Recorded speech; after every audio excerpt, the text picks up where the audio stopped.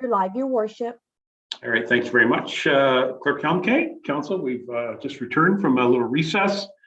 I'm glad we did that. As I said, it's been a long meeting, and it's always good to get up and move around. All right, members of council, we're at item number 4 on our agenda. This portion of the meeting, this is a workshop session where councilors have an opportunity to, and mayors and deputy mayors have an opportunity to put in some discussion or some questions or some additions and subtractions, amendments on their proposals for the 2022 budget. So again, this is a workshop. So bring forward your recommendations. We'll look for you to discuss it. We'll ask for seconders and movers, seconders, and then we'll do some activity. So I see the deputy mayor first. Go ahead, Barry. Nice to see you. Thank you, Your Worship. So one of the recommendations on the budget I'd like to make is the $50,000 put aside for the signage for the speed limits that we had passed a little while ago. I did support those speed limit reductions, but since that time, there has been a lot of pushback from the public, a lot of pushback from. We had a very well presentation done at our last meeting from the agricultural community, from the business community. So I think we need to have more public consultation before we move forward with those recommendations. I'm not suggesting we remove those recommendations. What I'm saying is let's take the 50,000 out, and so that we're not rushing to get the follow through on that. None of those have been passed as a bylaw as of now. So my recommendation is let's take the 50,000 out, which could give us opportunity to have further public consultation. I'm looking for a seconder. All right. So just to clarify, this is a public works discussion, and you're asking to remove the $50,000 that has been allocated in Dan Perot's presentation. That would support the recommendation that we did October. Was that October 5th or 6th or something like that? I think that's the date. October so you're 5th. Asking 5th. Thank you very much. You're asking for that, Deputy Mayor. All right. I'm just trying to clarify because we're not writing this down. I'll ask the clerk to read back something when she gets a minute. So I just want to clarify that's what you're looking for. Yeah. So I'm asking to have that money taken out of the budget for this year. All right. It's direct taxation. Yes, Madam Clerk. I'm prepared to read the motion that Deputy Mayor Burton has proposed if he's looking for a seconder. Well, how about I look for the seconder since we're having a discussion, and then I'll let you read it. How's that? Anybody want? Mr. Walker, are you seconding? It looks like he's seconding. Okay, we got a seconder in Mr. Walker. Go ahead, Sasha. What do you got? Moved by Deputy Mayor Burton, seconded by Councillor Walker. Be it resolved that Council directs staff to remove the $50,000 from the Public Works budget for the speed limit signs related to Concession 10 Nottawasaga, Fairgrounds Road, and Concession 6/Riverside Drive. Deputy Mayor Burton, is that the motion that you're comfortable with? I think the clerk has done a great job putting words in my mouth. She's very good at it. At this late hour of the meeting, thank you. All right, discussion, members of council. Okay, I see our Mr. McKechnie and Mr. Patterson. Go ahead, Doug McKechnie. Thank you, Your Worship. I'll probably have something to say later, but I'd just like that motion read one more time, please. Sasha, go ahead. Sorry, Sasha. No problem. So moved by Deputy Mayor Burton, seconded by Councillor Walker. Be it resolved that Council directs staff to remove the $50,000 from the Public Works budget for the speed limit signs related to Concession 10 Nottawasaga, Fairgrounds Road, and Concession 6 Riverside Drive. Thank you. Mr. Patterson. So a number of questions, but just maybe to get to the root of the need for this reconsideration.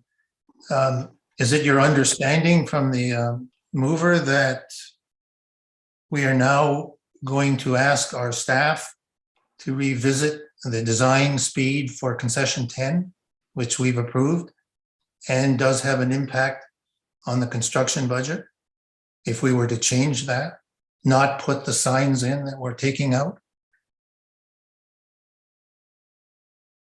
You're asking a question. Is that for the deputy mayor? I guess Yeah. I'm looking at you, Tom. Barry, Yes. you got a Said thought on to that? move it.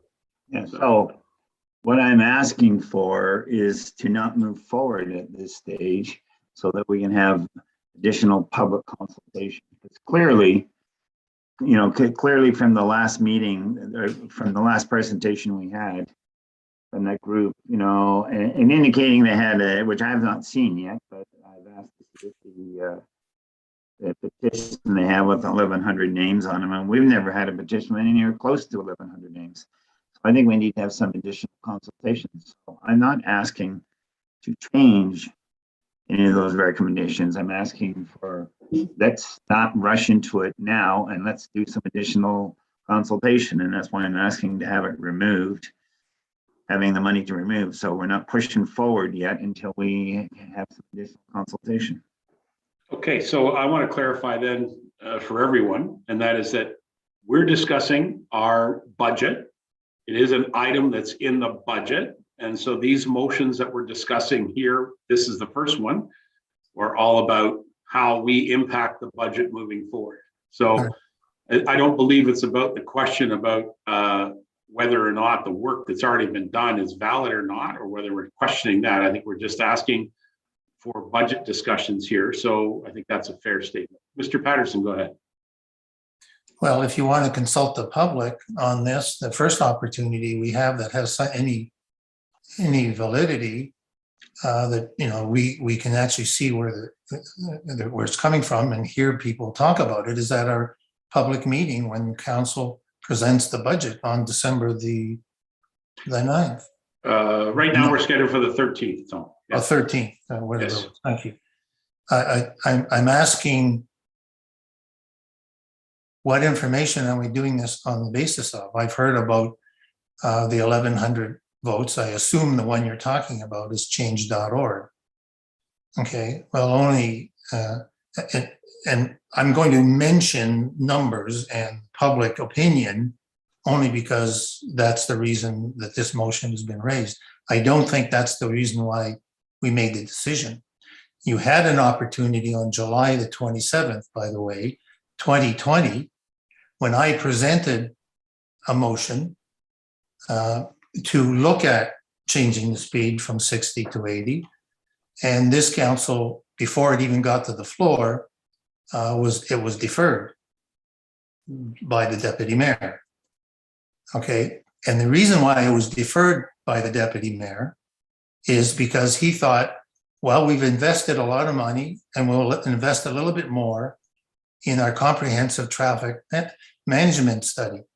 And I think rather than do it on the basis of a few people asking for it, in this case, they wanted to see a speed reduction. They certainly wanted to see speed improvements to Fairgrounds Road specifically, rather than make any steps on that basis, that we wait until our decision was informed by a study, which, as it turns out, it was.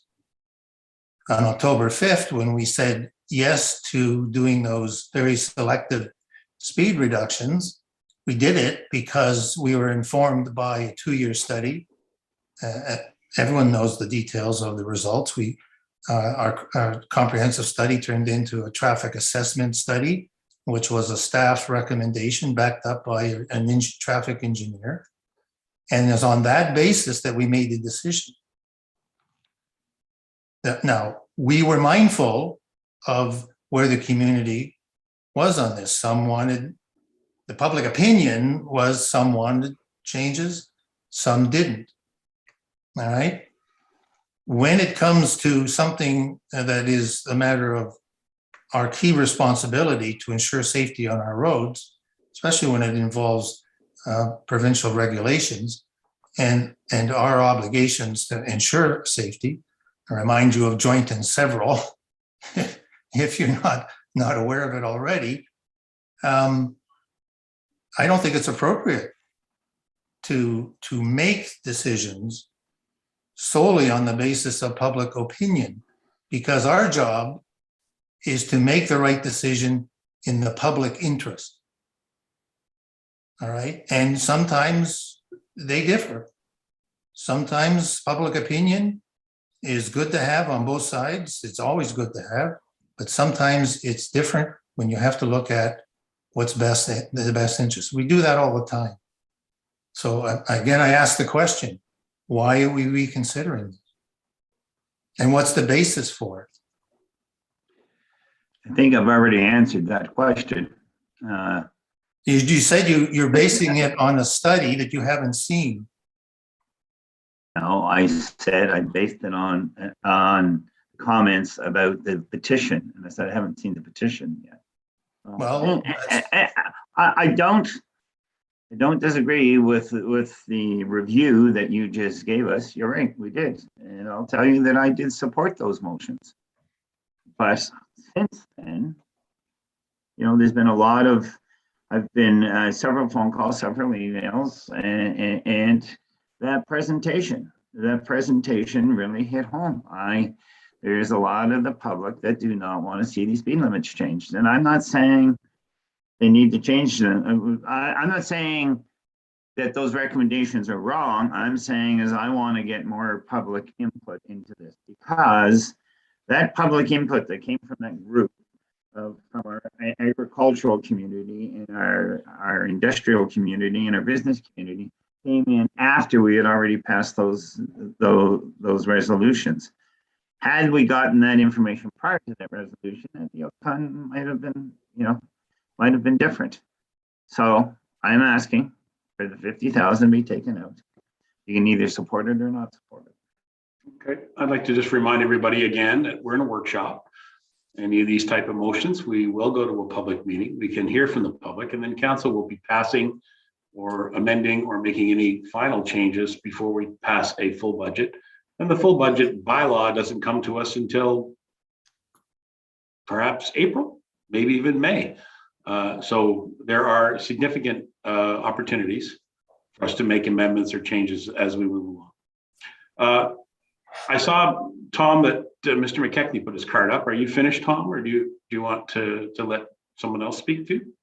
Sure, of course. We'll continue the conversation after Councilor McKechnie. Anyone else? I'll wait. Or anyone else too. Or anyone else. Yeah. Absolutely. I'm going to go back to Doug McKechnie because your card up, but I will ask anybody else got a card. Go ahead, Doug. Okay, thank you, Your Worship. And so forgive me if I sound slightly exasperated here, but so I put forward a motion back in July 27th, 2020, that we reduce the speed limit in front of the 6th Line Church.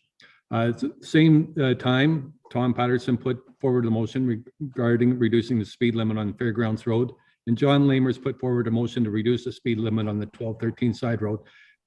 Deputy Mayor Burton put forward a motion that we deferred those 3 items until after the traffic assessment study was done. That's been over a year and a half now that we've kept those people that live on those roads waiting.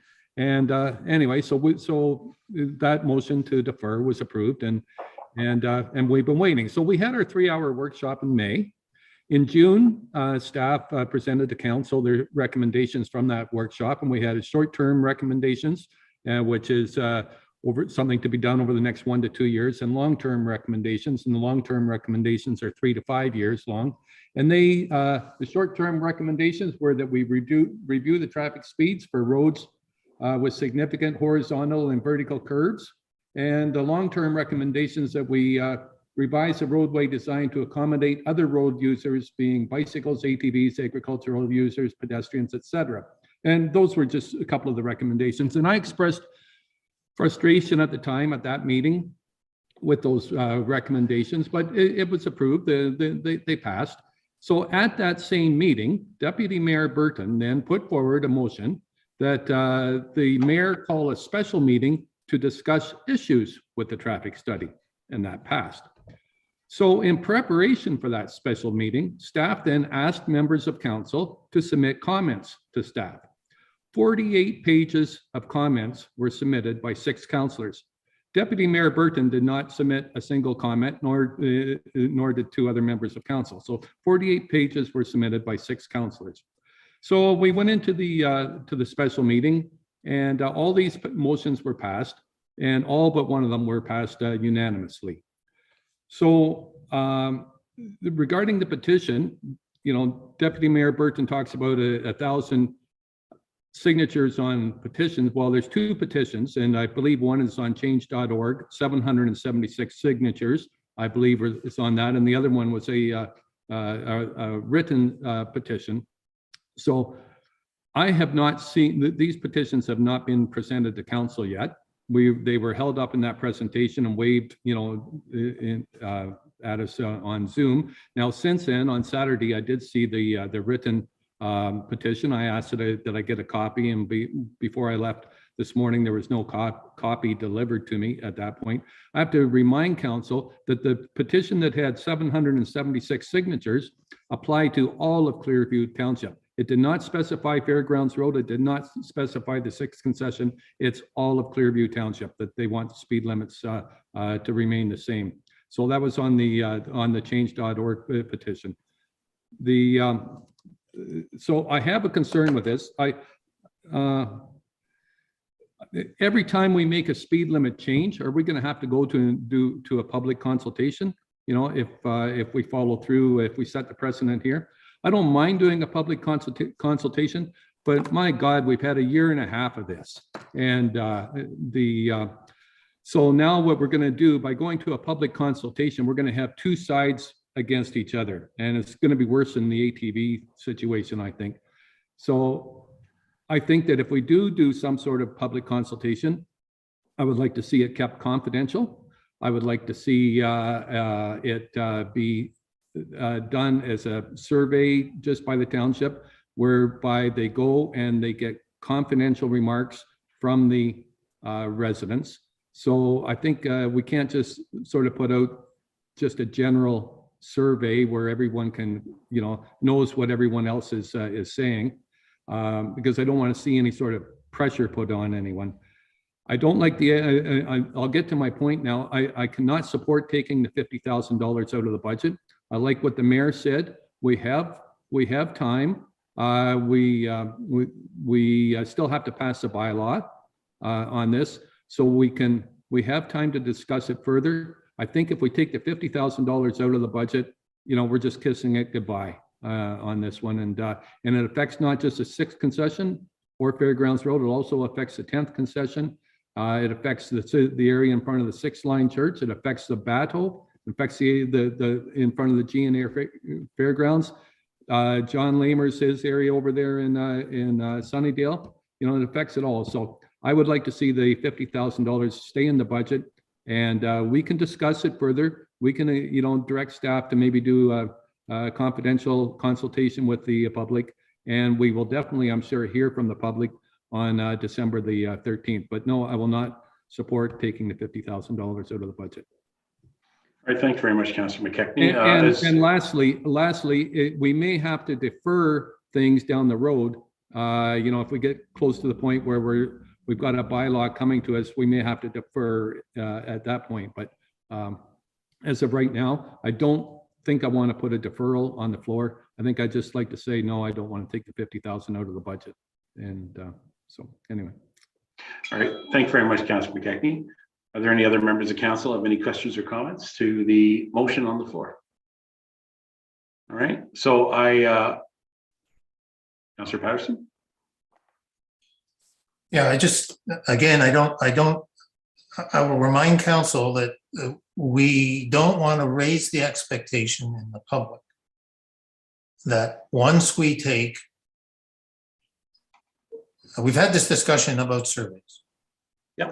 It wasn't a month ago when I suggested on one other situation that if you want an accurate survey, you have to for example, a phone survey and have someone analyze it, but it has to be front-ended by having all the information in front of the people to whom we're asking their opinion.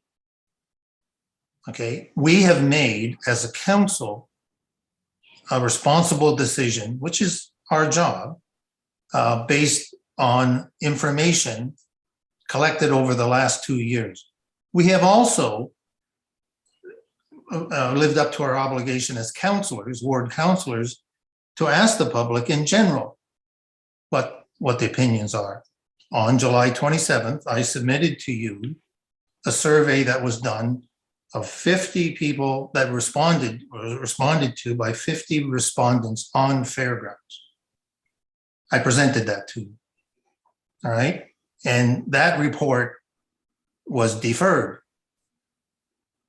on the 27th in favor of having a more consistent and data-based decision, which is what we paid for and received and voted unanimously for. Let the record show that the only opposing vote on the various votes that we voted on, there were 7 recommendations, was to increase the reduction, not to lower it, the extending to on the 6th. So, prior to the October 5th meeting, as a ward councillor, because two of my roads were in question, in fact 3 with County Road 9, I wrote an article in the paper asking for public opinion. So I feel very strong that I've lived up to my obligation as a ward councillor in letting people know ahead of time where we're going, having been informed by some public opinion, basically explaining to people when they first wanted an instant change back in 2019 and 20, that we're not going to do it that way. We're going to get a comprehensive report so that we, council, make a decision based on road design. That's how we made this. We didn't make it lightly, and we do understand the inconvenience for some people, but we're talking about safety here. So I don't want the point dismissed. So if you go out to some kind of a study, petition, a survey, confidential or not, I would also like an understanding before we vote that it's non-binding, because we don't make decisions that way. We separate the importance of having a public opinion, but making the best interest for the public when it comes to that. So are we talking about a binding public survey? Is that where we're going with this? Okay, I'm going to halt any debates or any questions at this time and go right to the clerk. Madam Clerk. Thank you, Mayor Measures. Through you to the rest of council and Councillor Patterson. The motion on the floor is just to remove the $50,000 from the public works budget. I would suggest that if council's looking to go out to public consultation, that a notice of motion be brought to a regular council meeting, outlining and directing staff to bring a report back to council of how that public consultation could be completed. All right, thank you very much, Madam Clerk. I would like to again advise councillors and Deputy Mayor that this is a workshop and these are recommendations that we're asking to discuss our budget, and we can at any time discuss the details and the nuances of this traffic work as we've discussed since, as you pointed out, gentlemen, since 2020. And I know that this is frustrating to no end. I also believe that there's no right answer here. So we have to make a decision to move on. And my recommendation is that we're trying to keep the budget increase at a minimum. And so I'm very interested to hear what all members of council have to say about other items that are in the budget as well. While this one is a very hot topic, it is only $50,000 when we're looking at a budget that's quite significant. So I'm quite happy to spend a lot of time discussing this in the future, but I think that we have a lot of other work to do right now. And so if there's no objection, I'm prepared to call the vote. Members of council, I don't hear or see you putting up any cards. Madam, whoops, did I just lose you all there? What happened? There we go. Geez, I'm just going to go ahead and now you're disappeared on me. What happened? I love this internet stuff, eh? Members of council, Madam Clerk, you've got the motion. It's got a mover and seconder, and it's in a workshop form. So at this time, I'm prepared to call the motion. Can I have those in favor, please?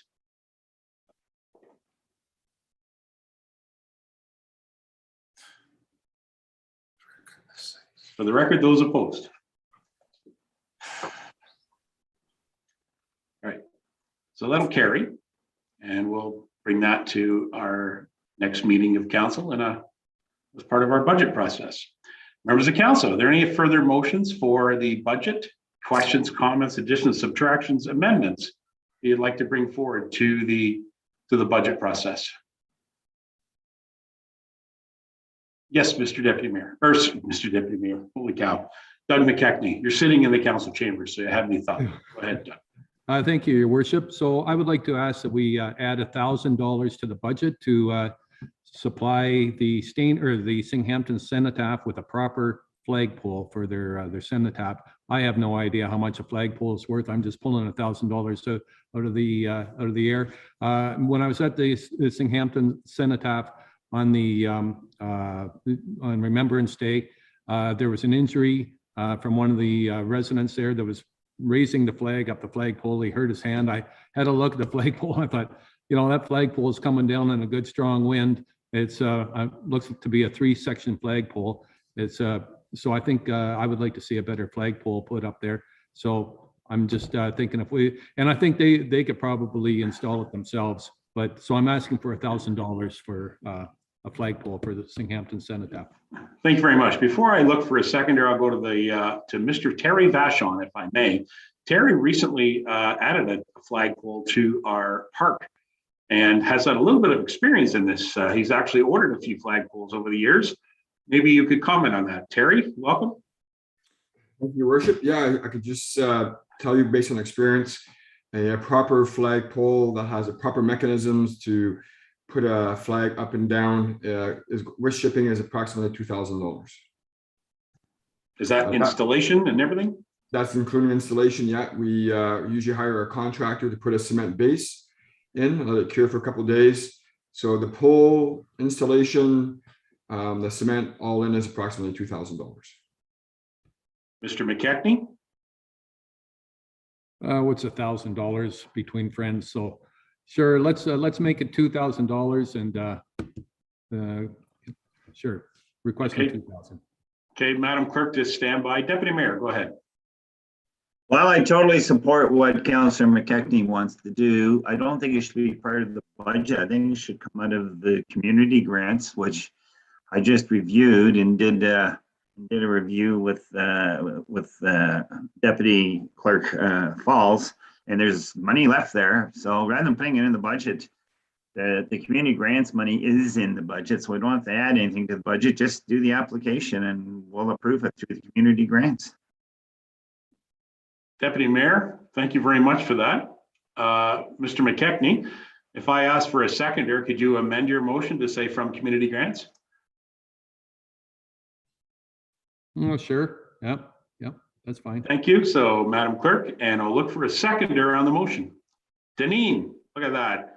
Thank you very much. Any questions on the recommendation? This is Singhampton Community Park, the Cenotaph, a flagpole, proper installation underneath advisement from Mr. Vachon. The $2,000 range is a project. We can use it from grants. Madam Clerk, you want to read the motion? Give her a second. She's madly typing. I was madly typing, thank you. Through you, your worship, to the rest of council. So moved by Councillor McKechnie, seconded by Councillor Deneen. Be it resolved that council directs staff to earmark $2,000 from the community grants budget to add a flagpole at the Singhampton Cenotaph. Okay, thank you. Any discussion? Seeing none. Thank you, Councillor McKechnie. I'll call the motion. All those in favor? That carries unanimous. Excellent. Okay, members of council, I'm looking for any additions, subtractions, amendments, projects. Mr. Walker. Thank you, Your Worship. Just a quick question to, I believe it was to Dan. Dan, okay. in your presentation, the Creedmoor Medical Center parking lot and the paving stones, were they already deferred? Were they deferred for another year? Jesus. Mr. Crowe? Through your worship to Councillor Walker, yeah. So those are they were projects that I was have become aware of or became aware of during the past number of years that we had done some work on. So yeah. So in the list of items to be deferred to future years, those two projects were part of that. So they were not in the 2022 budget. Okay, thank you. Okay, any questions then? Mr. Walker, on that topic, did you have anything you want to add, subtract? No, your worship, not at this time. Okay, all right, thank you. All right, looking for any, thank you, Dan. Any other members with any questions? Mr. Patterson, go ahead. So I might as well start with the last question. Dan, this is a question for Dan on the pavings for these Village Green. That negotiation was done with the contractor that was doing the paving in the Village Green. My understanding is that was still the arrangement. And if so, if you've deferred that now, has that decision been made with the Village Green people? It's not like the Village Green own the pavers. They're actually doing the work for us. We're going to own the whole thing. I think Terry should join this conversation as well. Dan, go ahead. Yeah, your worship, to Councillor Patterson. So when the project began, or after it began, that I was approached to see if the municipality be interested in replacing the paver stones on Mill Street from the curb line back to where their property line is, essentially for the width of the project. And had asked that they provide a cost estimate to do that work, because it wasn't in the 2021 budget. So then this past fall, I received the estimate from the same contractor, you're right, to remove the existing, regrade and replace the pavers with a similar or the same style that they're using on the Village Green project, so it would all match. And that came to $60,000. So because it wasn't in the 2021 budget and it was later in the year, I said, I'm just going to hold off and wait for council to make a decision to include that amount in the 2022 budget. But knowing the state that where we're in, that we decided to leave it off for 2022. I hope that answers your question. Well, no, it doesn't. Actually, who's we? Was it the cooperation that we've had with the Village Green people, or we, the staff? We, the staff. So my question is, have we had any discussion with the Village Green project manager, contractor, or manager of the construction site? Because now their expectation is, I'm not saying we can't not do it, but I'm saying the expectation now is that the whole idea was to bring the pavers out to the curb line, which would delineate that whole Village Green.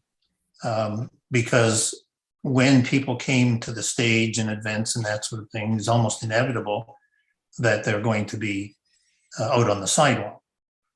So it was also a benefit to us because we had to repair faulty pavers.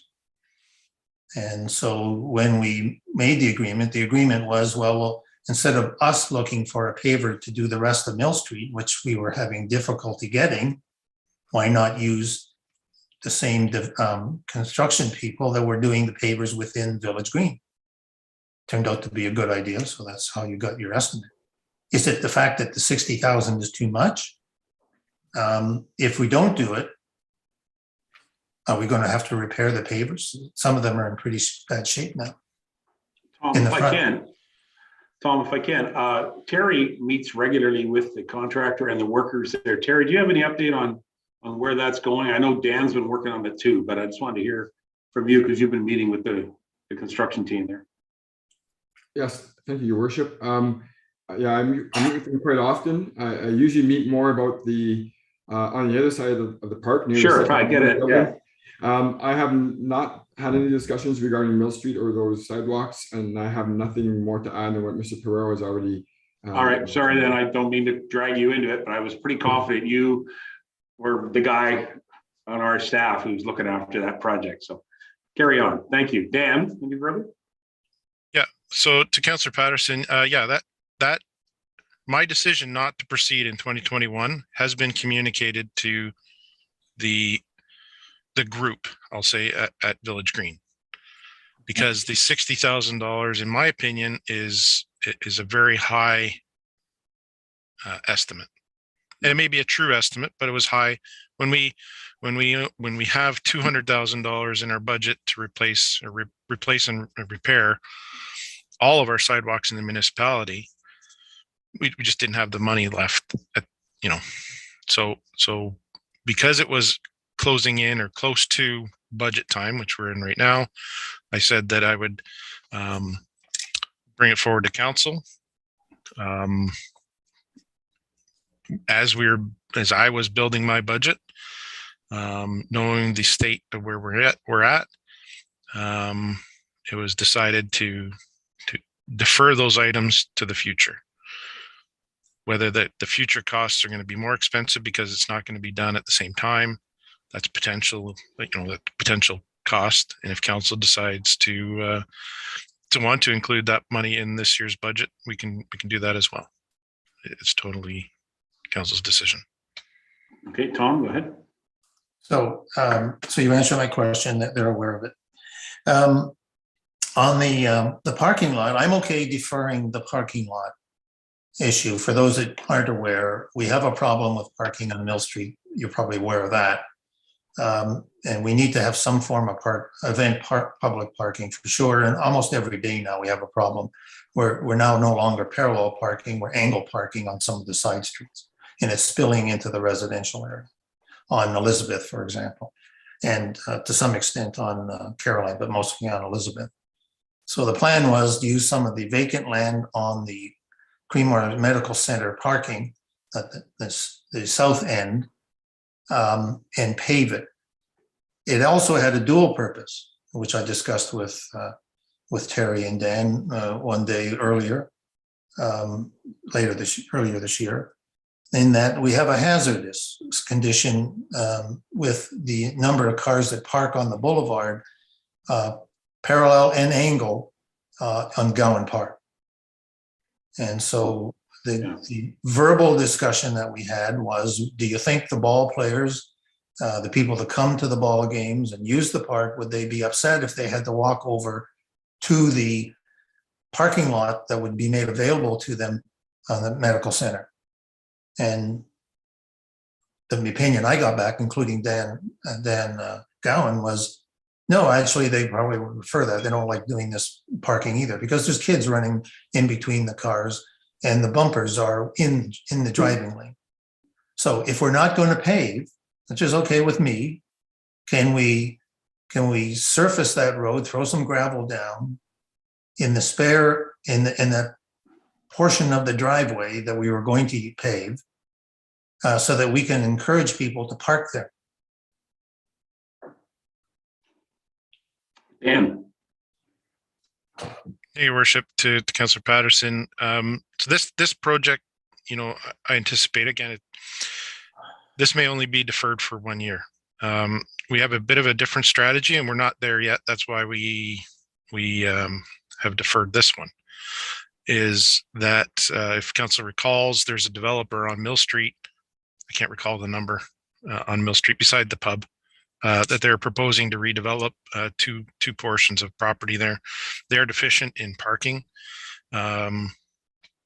that we along with Public Works, along with Planning Department, we're coming up with a plan for a payment in lieu of parking, or cash in lieu of parking, Right. perhaps, and coming up with a formula and a cost for that. So, until we have that nailed down on what that cost would be for that developer, and if that developer continues to move forward, they would then certainly contribute toward that that cash in lieu of parking, or that creation of new parking, I'll say. So it wasn't deferred because of anything other than, I think we're just working on a little bit more information and a different funding source from that. If I may, I understand that, and I was aware of that might happen. In fact, I think I made this suggestion. I may not have been unique, but I made that suggestion when we were talking about that development, that maybe we can get some money to do that. But I don't understand why we can't take care of a safety issue on now that we're thinking about it and aware of it. And you're going to do surface treatment anyways before you pave. And I don't know how that hinders getting a contribution from the developer if they wish to do it that way, when it gets time to do a hard surface.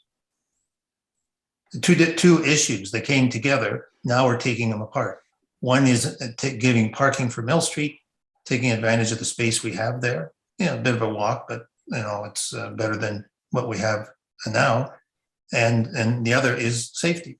Seem to come together. Now they're going to be deferred by a year or two. Why wait to solve the problem on Gillen Park? Okay, so before anybody answers, I just want to advise, we're actually in a session where we don't even have a motion right now. So I know it's complicated. So is there any motion that you're coming out of this, Tom? Because these are good questions. I move that we use the spare parking on Creemore Medical Center. By the way, I don't know why I have to make a motion if it comes out of I've had this discussion since Steve Sage has been here. Sure. Do I have to make a motion? Do I have to make a motion? Do I have to make a motion? No, don't worry about it. It's only going to be about $28,000. We'll be able to cover it in the maintenance, facility maintenance, infrastructure maintenance. So now I have to make a motion for something I don't even know what's going to cost, but I'm going to guess it's going to be cheaper than the repairs you're going to make on Riverside Drive, which was valued at $7,000. So why do I have to make a motion for $5,000 you take out of the operating budget? Councillor Patterson, I completely feel your frustration. I truly do. And so I'm not looking for feelings. I'm looking for results. I'm tired of getting decisions from this council and then having them reversed. Do you have a motion? Do I have to make a motion for how much money? And I will be prepared to make a motion if I can have an estimate of how much it will be, since this is a budget meeting. It is a budget meeting. So my question is, first, before I make my motion, pending on the answer, is how much will this cost, and can it be covered in the 2022 facility maintenance program of the public? That's a fair question. Straight over to Mr. Perot. Your Worship, Public Works does not look after facilities and parking. Mr. We've helped facilitate this through the planning department function. We don't construct and maintain parking lots in the municipality. We help facilitate to get a cost estimate to do the works. We knew it was a project that was on the books, and I explained why we're deferring it, because of the developer issue. Got it. Thank you. Mr. Perot, hold on a second. Mr. Ferguson, can you provide an answer to Mr. Patterson? I don't have an estimated cost for him, but if his motion was to have us determine the cost and get back here as soon as possible with what that cost is, and we could have something where he could make a motion to do so. Mr. Patterson, are you comfortable with that direction? So I make a motion to direct staff to investigate using, in a temporary way, the property in the Creemore Medical Center south of the building for off-street parking to be used both by the Mill Street visitors, locals, and visitors to our Gowan Park. That's a reasonable request. Is there a seconder? Before I go to Mr. Vachon, is there a seconder? Mr. Broderick, thank you. Go ahead, Mr. Vachon. Madam Clerk, if you could get something written up. Go ahead, Terry. Thank you, Your Worship. And just to clarify, the facilities actually report to my department. I do not have a budget for the Creemore Medical Center.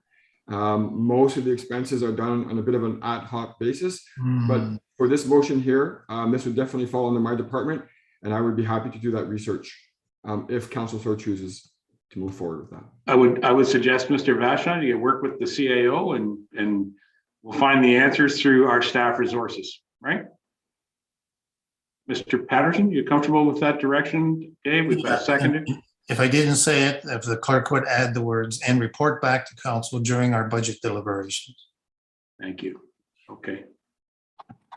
Okay, well, was 1 second, Mr. Lamers. I'm going to go to the clerk since we've got a mover and seconder.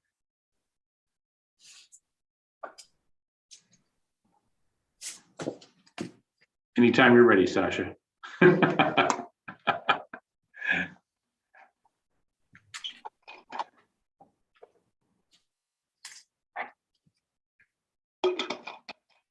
All right. Thank you, Mayor Measures. Through you to the rest of council. So the motion on the floor is moved by Councillor Patterson, seconded by Councillor Broderick. Be it resolved that council directs staff to investigate using in a temporary way the property at the Creemore Medical Center for off-street parking for use by Mill Street and Gowan Park visitors and report back to council during budget deliberations. Mr. Patterson, are you comfortable? I'll move it. It's already moved, and Mr. Broderick seconded. And open discussion, members of council. Sorry, Mr. Lamers, you had your card up. Go ahead, John. Thank you, Your Worship. Now this is just to add a little bit of gravel to the top and clean it up and level it out. Just a top dress. That could be that could come back from the staff with their recommendation. It could be part of their discussion. Yes. Right. Anybody else? Okay, thank you. Madam Clerk, you've got a motion and it's moved and seconded. I'm prepared to call the motion. All those in favor? And Deneen is not present, so we're going to call it unanimous. There you go, Councillor Patterson. Oh, she's voting. Thank you. Anybody else with any adds, subtractions, amendments, commentary? Mr. McKechnie, and then I'm going to go to Deneen. I saw his first. Thank you, Your Worship. And along the same line as the medical. So I think at the last meeting, I had asked about how much we're putting towards physician recruitment. And the way I understood it was that, there is a physician recruitment committee and made up of various the municipalities around us. However, I think we're the only ones that actually are putting any money in. And certainly it appeared to me that if anyone else is putting money in, they're certainly not putting in the same amount as we are. So what are we paying? $25,000 a year into that? So if we're carrying the can for Collingwood and Wasaga Beach and Town of the Blue Mountains and everybody on this, and I got to tell you, folks, if a physician comes here, I don't think they're moving to Clearview. I think they're going to Collingwood or Town of the Blue Mountains first. So I think we're paying for a physician to go to that community. So I would like to see us take that $25,000 out of the budget. And Okay. Motion that we remove the 25,000 from the budget. Okay, before we go on then, let me just, I did commit to you that I would report back to you as I did meet with that recruitment committee. So I'll give you a brief update. There is a white paper that's now been approved by our committee, our physician recruitment committee. It's going to be presented to the mayors and CAOs forum for adoption by the mayors and CAOs forum. And it does outline in the white paper discussion how a physician recruitment should work in our area, given that recruiters are in many areas across the province, but certainly not in our area. And that's as a result of the excellent work that the Rural Ontario Medical Program does. So this is a very difficult topic because it's outside of our actual municipal responsibility, but it is a responsibility as us as leaders to see if we can find those physicians. So I completely understand and support what you're saying. So to further the message, that Collingwood, Town of Blue Mountains, Town of Meaford, Grey Highlands, Clearview Township were the participants in the committee. Town of Wasaga Beach did not join in it at all. They weren't even part of it. Town of Blue Mountains, Township of Clearview contributed $25,000 each. Town of Collingwood contributed $5,000. The other two municipalities did not contribute any to the actual committee. And so there it sits at this point. So I see the clerk joined us. Not the clerk, the treasurer. You want to say something there, Madam Treasurer? Thank you, Your Worship. Through Your Worship to Councillor McKechnie. That was a one-time contribution, so that is not in the 2022-2023 budget. Okay, thanks. So that's fine, as long as I was under the impression that we were putting 25,000 in there every year, so. No, Okay. just a one-time payout. Okay, thank you. Thank you, Deputy Mayor Burton. Thank you. And I know it's no longer a budget issue, but I just would like to remind everybody that, I chaired the medical building committee for some time there. And one of the issues they had was they built the addition to get an additional doctor here. And one of the problems we had was the province kept saying you don't qualify to have an additional doctor in your community. And that was one of the problems. So we have to be careful about giving money to things that the LIN or whoever the powers to be up above decide that our community is entitled to have an additional physician in the area. Yeah. On a positive note, on the doctor recruitment issue, our community has been successful in succession planning in that a doctor retired and a new doctor came in and took over the practice. So that's positive that the service level does continue, but it doesn't negate the actual obvious problem we have and the fact that we're growing and growing and more people are requiring doctors. And it's a real challenge to find a doctor if you do not have one today. So again, it's not specifically a municipal responsibility, but it is something that we as municipal leaders do need to pay attention to. So thank you for that. Thank you, Deputy Mayor. Yes, Tom, go ahead. Yeah, if we're finished that topic, I have another comment. Can I just finish then, Tom? Then on that topic, if you're not on the same topic, I'll just finish with that, and that is that it has yet to be presented in the meeting in December to the mayors and CAOs. So we'll be able to report back yet again on that, Councillor McKechnie. Okay. Thank you, everybody. Oh yeah. Okay. Tom, over to you. Okay, so in the past, I've always hesitated from just putting a number out, saying this is where I want the tax increase to be. I always like the process that we work through here and eventually come up with a good rational decision. So I'm not saying this as a final, but I set myself as a target to have the increase after this pandemic year to be less than 2%. Okay. I think it's only fair. It looks like an expansion year. I believe firmly in what the staff is doing. But I'm hoping that this council can look closely with staff, of course. So in that effort to do this, and I mentioned the last time budget workshop number one, that I think we need to still consider whether or not it is our role as a municipality to fund the development of social housing. I am not prepared to make that as a final decision based on social housing development per se. But I don't see any harm, and I see benefit because of the tightness in here that we're looking for some discretionary funding, that we decide for 2022 only until we've had a discussion, the follow-up to our county workshop on social housing, that we do not put any more money in the social housing reserve in 2022 and make available to ourselves what other opportunities, what other funding comes to mind. And I say this now, having talked to the people from, that are looking at the Alliance subdivision. And it's only a preliminary discussion, but they were quite, and I think they said it during our session. I can't remember now. They have experience in building a seniors complex.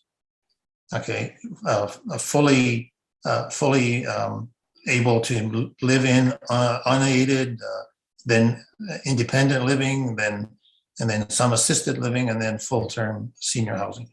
They're prepared to do that. So I think that idea should be fully formed and understood with the new developer, if they are going to be the new developer, before we put any more money in that fund, because we may not have to. So I am moving that we do not put money into the social housing reserve. If I have the right term, I think we all know what we're talking about at this time. And I'd be looking to move that, and then a seconder to discuss it. All right, I'm just going to halt debate for a moment and acknowledge that Councillor Deneen, I didn't get to you. You will get to you immediately after this. Councillor Patterson has a motion. He's looking for a seconder. Is there a seconder on the floor for the motion? Mr. McKechnie is going to second it. So Madam Clerk, you can prepare something, and then we'll go straight to Mr. Deputy Mayor Burton. Yes, thank you, Your Worship. So I think, last year we cut $100,000 out of that, out of that money that was supposed to go into that budget for affordable housing. Councillor Patterson keeps using the term social housing. I don't call it. There's a difference between affordable housing and social housing. They're two different things. Social housing is for people who are living off social assistance. That affordable housing is housing that is 80% below, is 20% below market value. And my motion has always been geared towards affordable housing for seniors. And I think to take this money out now is letting our seniors down. We need to show our seniors they have support. And this money is money that was supposed to go back in this year, and to take it out, I think is a mistake. That's, I don't want to get into a long discussion about it. You all know how I feel about affordable housing for seniors. We need to step up to the plate and just do it. There's other places to cut the budget. This is not one of them. All right, thank you very much, Deputy Mayor. If I can go to the clerk, Madam Clerk, would you like to read back what you've got? And then we'll go for any other comments or debate. Thank you, Your Worship. Through you to the rest of council. So the motion on the floor, moved by Councillor Patterson, seconded by Councillor McKechnie. Be it resolved that council directs staff not to put funds in the Affordable Senior Housing Reserve for the 2022 budget. Okay. It's on the floor. Any questions? I certainly have one. Yes, Mr. Walker, go ahead. How much money, Your Worship, are we talking about? What's the number? Kelly, what's the number on the, and again, to clarify, the Deputy Mayor is correct. His motion and the account should be for affordable housing for seniors. Is that correct, Madam Kelly? Madam Kelly, Madam Treasurer? Been called worse. Through Your Worship to Councillor Walker. So at the end of 2021, we'll have 300,000 in the reserve, and in the 2022 budget, we have 250,000 scheduled to go in. So the contribution for 2022 is 250,000 at this time. Okay. Correct. And Madam Clerk. Thank you, Mayor Measures. Through you to the mover and a seconder, would you like me to include the amount in the motion just for clarification? Mr. Yes. Patterson? Yes. Mr. McKechnie? Yep, okay. All right, so that's clear then. The motion does have 250,000. Is there anything further? Anybody else has any questions or comments they'd like to in regards to this motion? Yes, Tom, go ahead. Yeah, I think it's wrong to suggest that we're not concerned about affordable housing for seniors, which is a class of social housing in general. I think we need to be clear-minded in terms of what it is that we're funding. And we have been talking about this for some time. It took us 2 years to meet with the county, just about. to get our minds, and we still don't know exactly what it is we're building. We have land as an asset, which other municipalities have used. Nothing wrong with putting in a little extra money or to contributions in lieu of. Can do a lot with incentives and just in terms of fees and that 300,000. Again, I'm not suggesting that it's final. We should just wrap it up and not do it. But if all we're doing for the last couple of years is putting money away on something that we haven't even got well defined, I don't think we should brag too much about what we're doing for our seniors. Okay, Mr. McKechnie first, and then Mr. Deputy Mayor. Thank you, Your Worship. Yes, people are struggling, obviously, and especially in these pandemic times. But for the Madam Kelly there. Madam Kelly. Madam Sorry, Kelly. I apologize. So Okay, sorry. If we remove the $250,000, what does that bring our tax increase down to? The blended tax increase, what are we going to be down to? We were at 5.01. What are we at to now? Through your worship to Councillor McKechnie, that puts us at an estimated 3.96. Okay, so it's getting close, brings it down below 4%. So yeah, good. Thank you. Okay, the Deputy Mayor was next. Go ahead, Deputy Mayor. The whole reason we do reserves is so we can build something. We got bridge reserves put aside, but we don't know what bridge we're fixing yet. We put money inside in for a new library for years. We didn't know what the library was going to look like until we had enough money in reserve to do it. So putting money into reserve is what we do so we can do these things in the future. That's all I've got to say. All right, good point. Tom, you're back up again. I'm looking for anybody else, by the way, for comments. Yeah. Don't see any. Go ahead, Tom. I'll yield the floor if someone else wants to talk. Go ahead, Tom. All right, and just a quick clarification because it's been bothering me. Kelly, why isn't the police in the 5.01 estimate of the net increase calculations? Through your worship to Councillor Patterson, the OPP has been rolled back into the admin, so it is in that 5.01. Okay, so that answers that. So the other point is,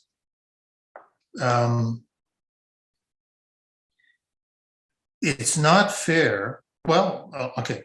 If you're talking about we put money away for all the other facility infrastructure that we build, it sounds to me like the plan is that we're putting money away to build a Clearview senior housing.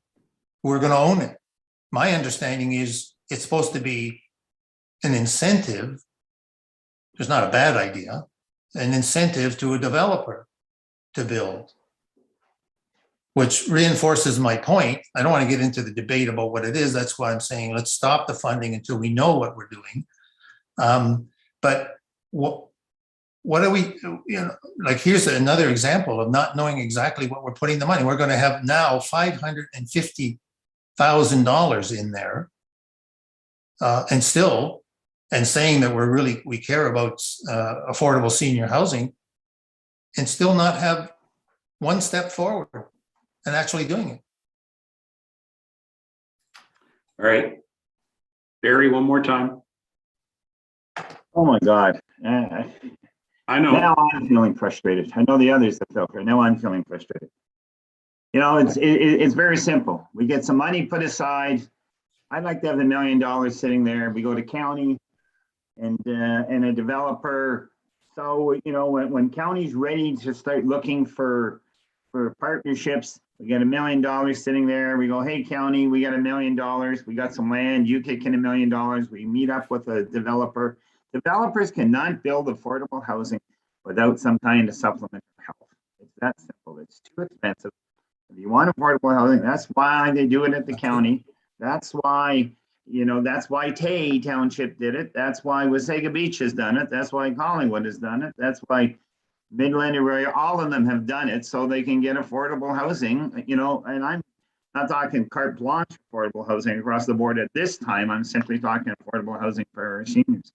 But if we don't start putting money away for it, they won't be in that position to be offered something when those opportunities come up. Thank you, Deputy Mayor. If there's nothing further, members of council, nobody else with any questions? My comment would be this, Deputy Mayor, I absolutely support the whole idea of our affordable housing project. And right from the beginning of this, it was a bit of a surprise to me. I'm glad to see that it continues to exist on our budget. I objected last year to us increasing it by 100,000, and we're doing a $100,000 increase yet again this year. So I'm prepared to vote against the motion that Councillor Patterson's put forward, because I will be bringing forward the motion to simply just reduce it by 100,000, which would then keep it at $150,000 increase, which is exactly what we did last year.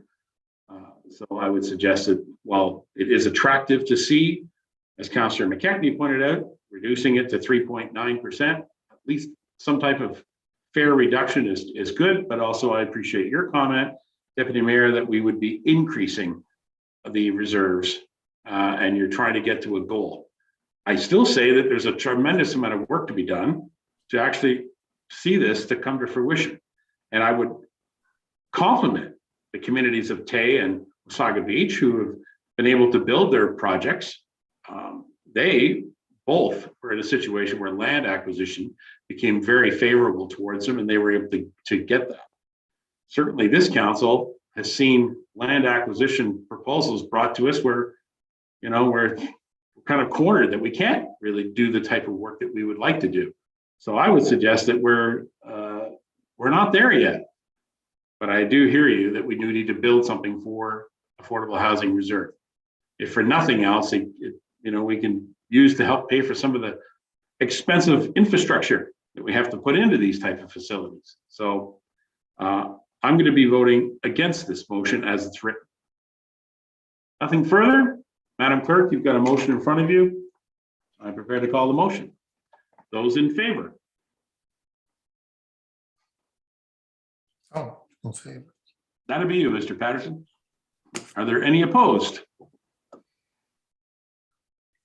There you go. So that motion is defeated. Is there any further motions or suggestions, additions, subtractions to the agenda or to the budget? It's getting long in the afternoon here, folks. I'm going to go to Councillor Deneen next. She's my next person, and then Mr. Walker. I'm your next person. Thank you. We're still trying to enhance our communities and healthy living. And I know Terry has told me there's nothing in the budget for a pavilion structure at Nottawa.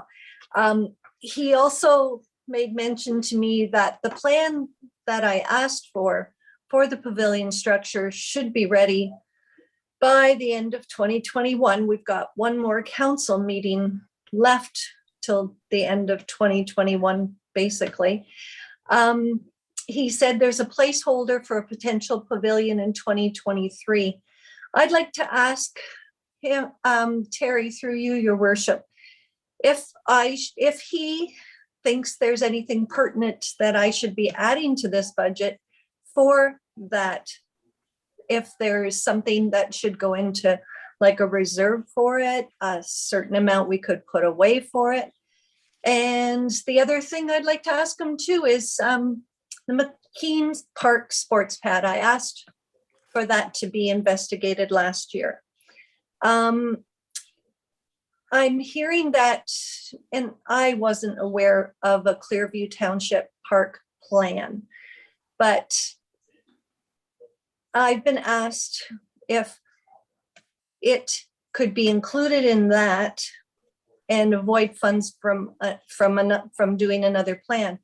I was under the estimation that we had staff resources to come up with that plan, that there wasn't going to have to be anything in the budget, but I wasn't aware that it was going to be lumped in with a Clearview Township Park plan. And I just would like to have those questions answered, please, before I go ahead with anything. All right, so Councillor Janine is working on a motion. Maybe Terry, you can help her come up with some some content there. Terry, Mr. Vachon, do you got any comment about the pavilion and the Keene Park, et cetera? Yes, thank you, Your Worship, and through you to Councillor Deneen. Yeah, so if I understand the question correctly, the first question was with respect to putting money aside in a reserve for the potential future pavilion in Ottawa. We as a department have not made that recommendation. That could be a recommendation that council may want to do. Usually, typically, setting aside money in the reserve for future projects is usually a council-led initiative. So if the question was, how do I feel about that? I think it's a good idea. We are spending money on the plan for the pavilion at Ottawa. We don't know what that final amount will be yet. I think that amount will really determine, council's decision. It's really hard to set a money aside because we don't know how much this pavilion will cost.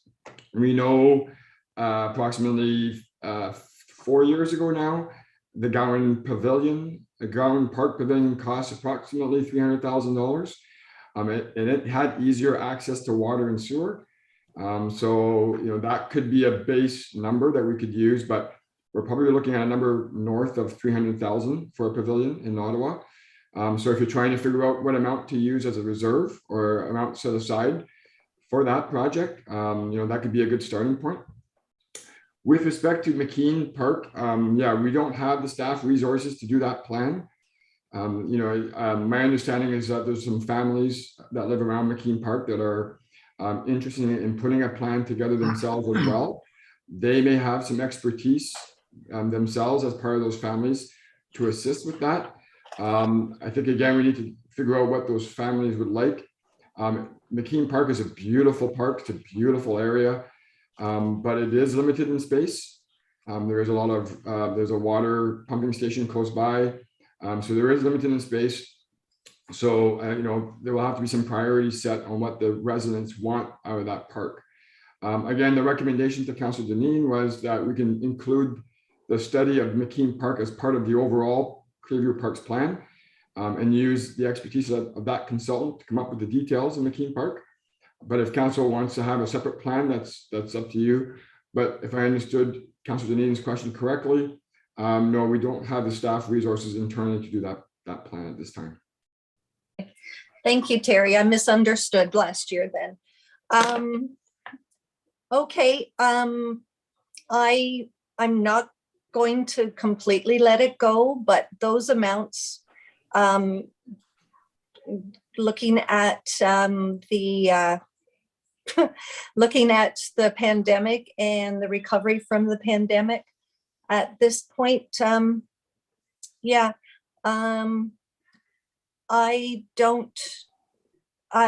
wait for the report to come back. Do you foresee that report still coming back to us before the end of 2021? I don't. That's a tough one. Terry? Yeah.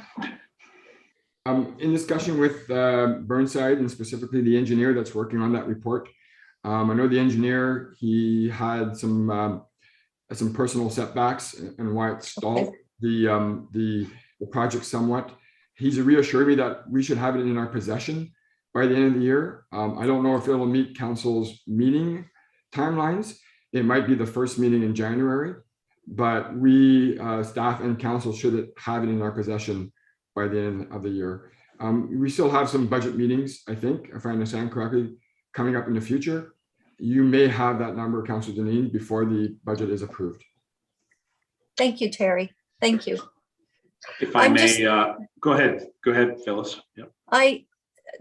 With that kind of information and everybody aware of it now, I am going to let it be until after we get the report back from about the pavilion and costs at this point. Thank you.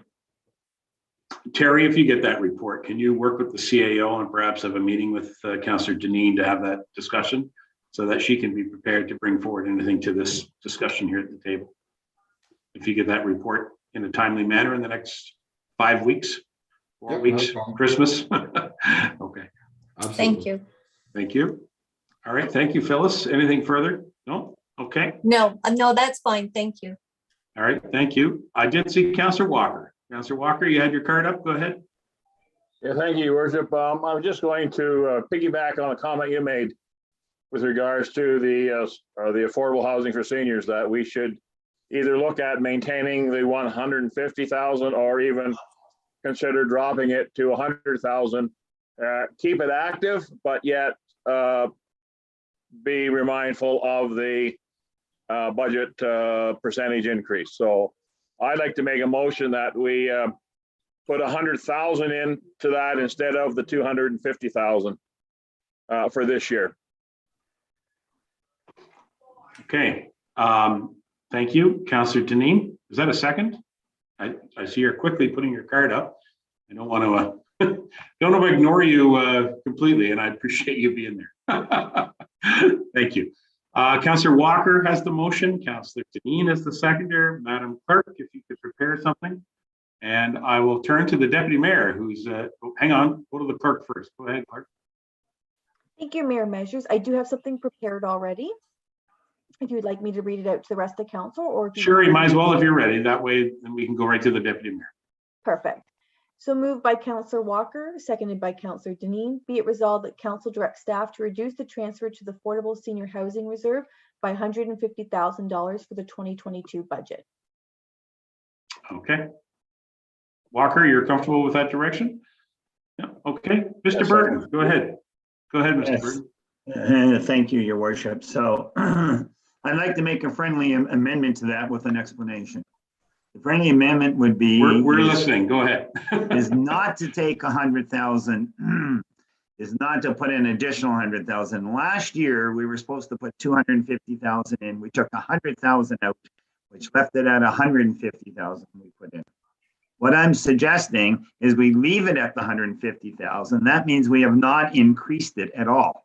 That means there's a 0% increase if we leave it at 150. We take 100 out, we're reducing it by another 50,000 again. So what I'm suggesting, friendly amendment, that we do not allow the 100,000 to be added on and keep it at 150,000, which is same as last year, which means there's no increase in what we're putting into that reserve. Thank you, Deputy Mayor. Mr. Walker. Your Worship, I really feel part of Councillor Patterson's comments. We're not moving forward with the developer at this point. I don't want to see us not put anything into it.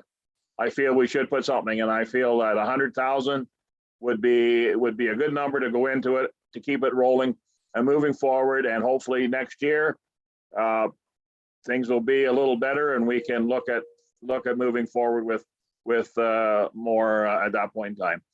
So no, I will not accept the friendly amendment, Your Worship. I would like to see it at stay at the 100,000. Deputy Mayor Burton, do you want to make that as an amendment? And I'll look for a seconder. Yes, I will make an amendment, please.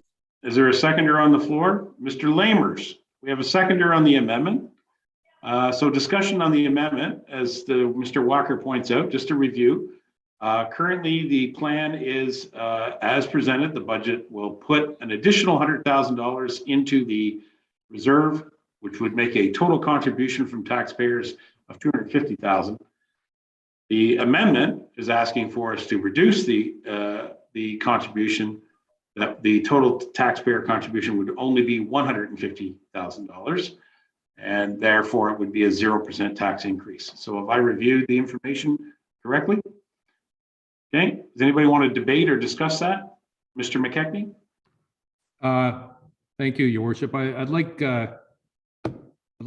those amendments reread again. I'm totally confused here. Okay. The bottom line is, according to Councillor Walker's motion, we're going to put 100 grand into the reserve, right? That's what he's saying. And Deputy Mayor Burton wanted 150,000 put in.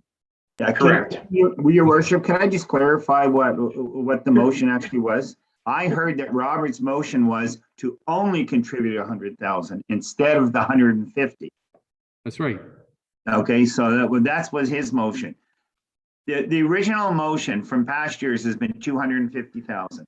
Last year, we took 100,000 off, so we only contributed 150,000 last year. Right? So Councillor Walker's motion, if I understand it correctly, is to only put 100,000 in. So actually, he's asking for a reduction of the contribution by another 50,000 is actually what he's asking for. Okay, hold on. Everybody hold. Madam Clerk. Thank you, Mayor. Measures through you to the rest of the council. I think where the confusion is coming from is that we're talking the actual motion of the reduction, which the amounts are the same. So right now, the motion on the floor that Deputy Mayor Burton is looking to amend is that the reduced to the transfer of the Affordable Senior Housing Reserve by $150,000. So right now, it's proposed that it's $250,000. Councillor Walker is looking for it to be reduced by $150,000, which brings it to $100,000, which is what Deputy Mayor Burton has explained there.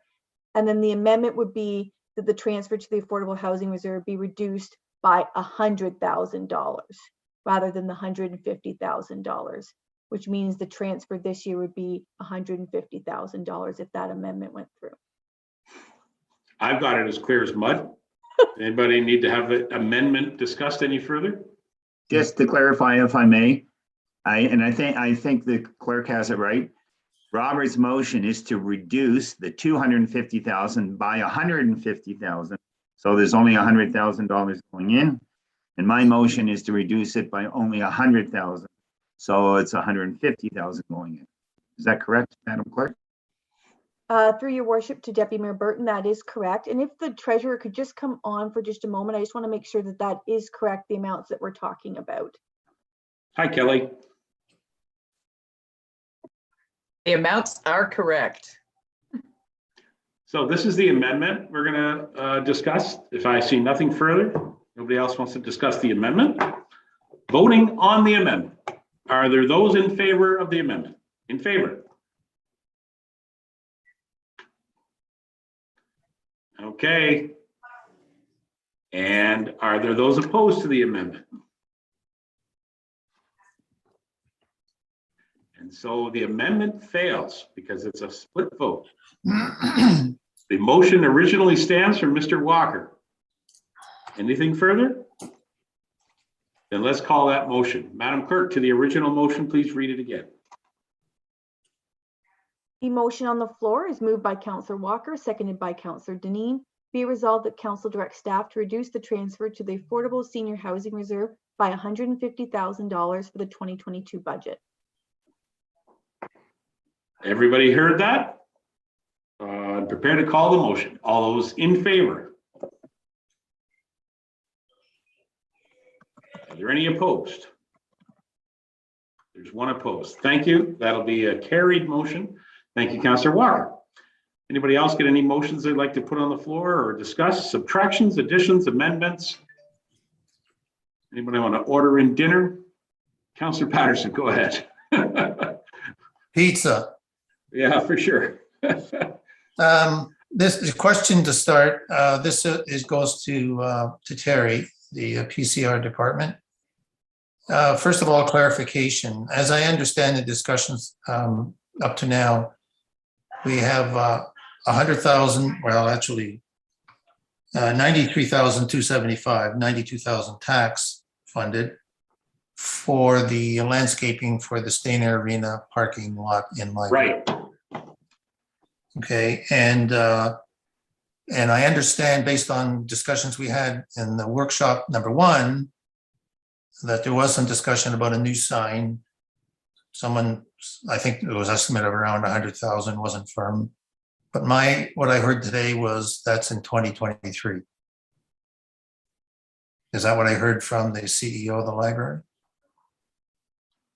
Terry, you got any comment there? I don't think our library CEO is still with us, but Terry, the sign is a good discussion point. We did talk about it at the last meeting. And most certainly it needs to be cooperative sign between the two departments. So what's your input on that, Terry?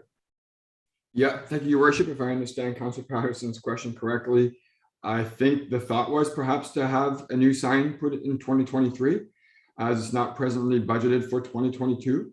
Okay. That was a thought, but again, you know, if council still chooses to want to tender the landscaping and they see the results of of that project, and then they see the results of the reserve that's set in place to cover the cost of that landscaping project. You know, council can always look at that earlier, but at this point in time, I would be planned to have it in 2023. That signed in 2023. Correct. Right. And I'm asking, first of all, before I make a motion, that would it be a hardship for the library, our visitors, if we did not do the landscaping as proposed, but simply within our maintenance budget, somebody's maintenance budget in Clearview, that we just clean up the site? I was there, looked around the site before the snow came. It's not very elegant around the community center either. And it could stand there for a year by my eyes, although I thought it was informative about the discussion when the CEO from the library was here, that there is a bit of a roof drainage problem. So I think we could fix that myself, unless you tell me differently, with some kind of fencing or something that would be appropriate to keep people away from that area. Maybe just heavier gravel and some stones or something. Before you go on, Tom, you kind of got two things going on here at the same time. You've got the sign discussion, which is being put to 23, and then you're talking about the landscaping. Which one of those were you kind of trying to bring up? No, I'm talking about 2022. No. Okay, for 2022. Okay, so I just wanted to confirm that the sign was in 2023. Okay, thank you. I'm sorry to. Okay, or else I would have suggested that both be deferred to 2023. So now I'm suggesting, and I would like to hear comment, of course, from the staff, that both the landscaping be deferred to 2023. Right. Let's hear from Terry on that, and or our public works people. Terry, have you got a comment on what could be done or couldn't be done? Yeah, yes, thank you, Your Worship. Two comments, if I may.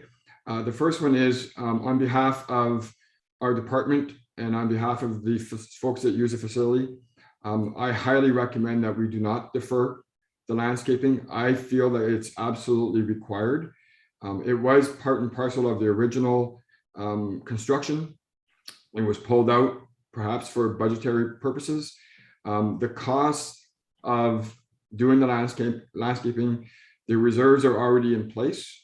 Reducing that amount in 2022 will not decrease the amount of taxation. The number still stays the same because there's $440,000 set in the reserve for that specific project.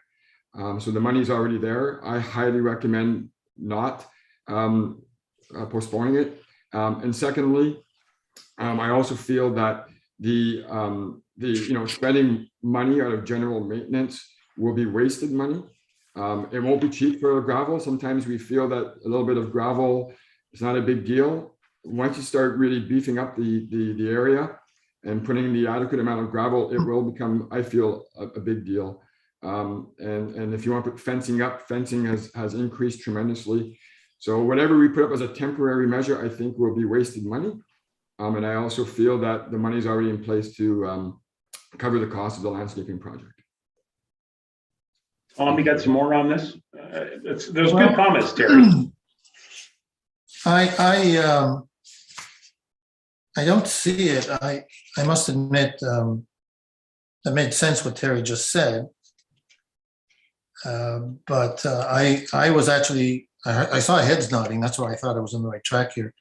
I think the 93,000 I was looking at is not for the landscaping. That's for computers and materials, total of. So are you telling me the funding is not tax funded? It's coming out of reserves? If I could help. Yeah, go ahead, Terry. Yeah, so I apologize, Councilor Patterson. I don't know which budget you're looking at. The landscaping is not part of the library's budget. The landscaping is actually part of my budget. It's not included as part of it. So I may have missed the part that perhaps Jennifer had mentioned, but the landscaping is part of my budget. It was part of my 2021 budget, and I've asked to carry it forward to 2022, pending going the tender process. And again, the money's set in the reserve. That's the problem. I don't actually have the your capital project sheets like we have for the other departments. It was brought forward at our last budget. You talked about it at the last budget, but now I see a note that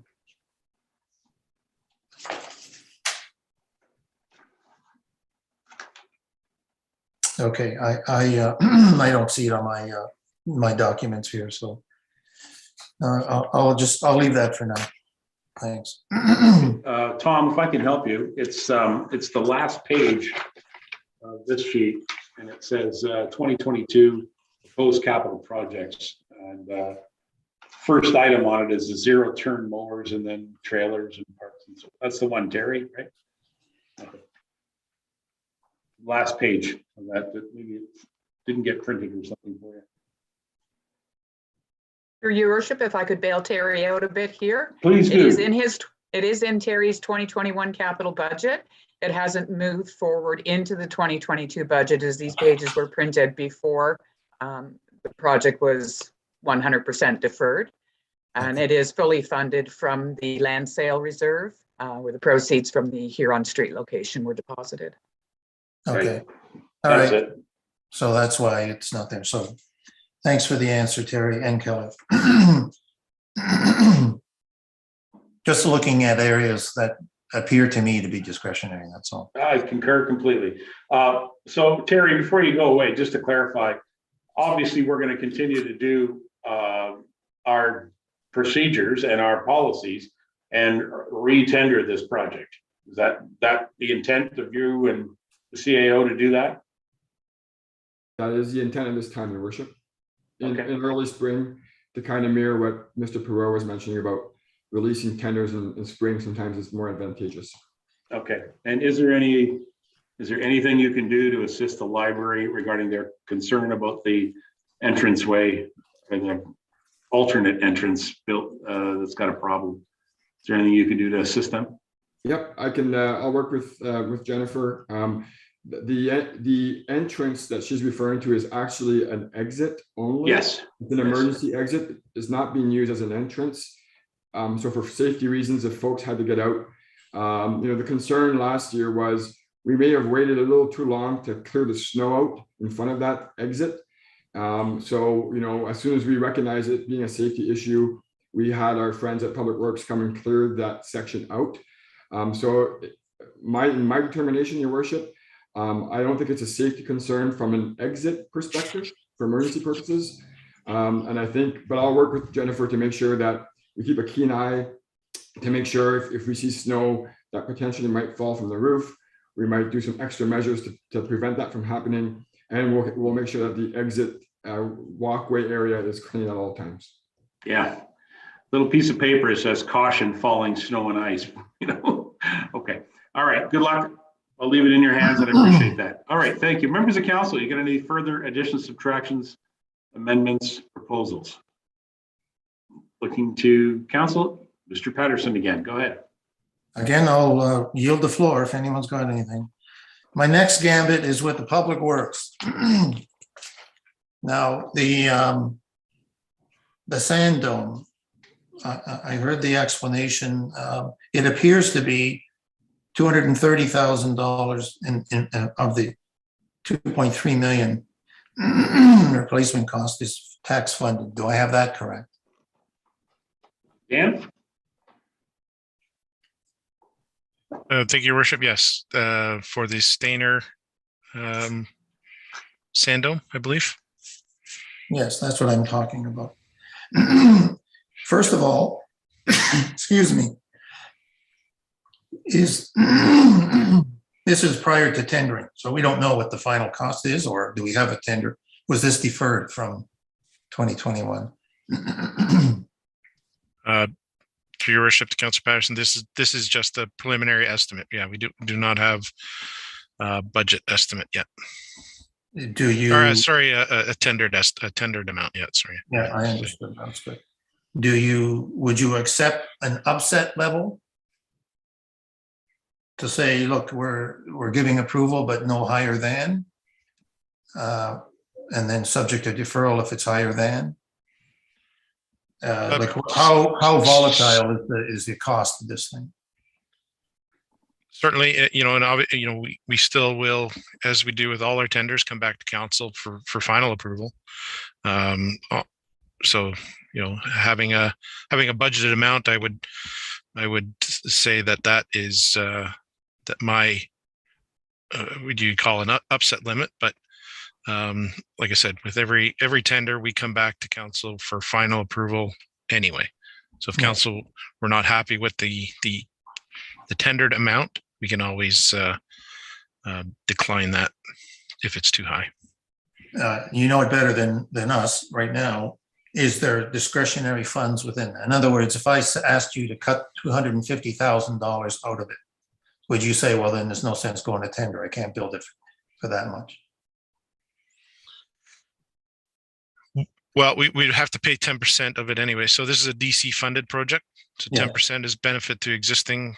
So regardless of the tendered amount or the amount that gets bid on budget, we would have to pay 10% of that anyway. So so the 230,000 is like I said, an estimate of the 10% that we would have to contribute, that the municipality would contribute. The numbers are similar, but I'm not referring to the 10% that we have to pay because of the DC. I'm saying of the $2.3 million, is there discretionary funds in there? I'm thinking practically here. You would know better than, I don't want to be arbitrary. If I said, no, don't, we're not going to budget it for 2.3 million.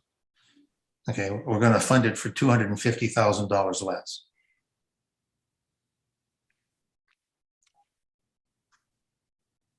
Yeah. Sorry, Councillor Patterson. I can't answer that question because it based on the tender that comes in. So the typically when we estimate something, and these are estimates from our consultant or Burnside, they typically do estimate conservatively. So have they estimated 250,000 worth of conservative? It's hard to say. I don't have that answer. Okay, so then I would make a motion that we direct staff within the budget deliberations to take a look at any ability, any opportunity to reduce the cost to the township of the Stainer Sand Dome by $250,000 if funded in 2022. But you're mute. Yeah, I'm unmuted here. There is a motion on the floor. If Madam Clerk can record that, I'll look for a seconder on the motion and then some clarification because it was just a little vague to me there. I see Mike is there, so I'll go to Mike in a minute. Is there a seconder on the floor? Mr. McKechnie has a question first. Can I hear the motion, please, again? Yeah, that's what I'm hoping to hear too. Through your worship. Thank you, Your Worship. Through you to the rest of the council. I'm starting to type a little bit faster, so I've got something here for you guys. So be it resolved that council directs staff to take a look at any ability to reduce the cost of the township for the refurbishment of the sand dome located at the Stainer Public Works Yard by $250,000 for the 2022 budget. Is there a seconder on the motion? Okay, I've got lots of staff want to talk. Okay, McKechnie's going to put the second on there. John, I'm going to make you wait. Go ahead, Mr. Ron.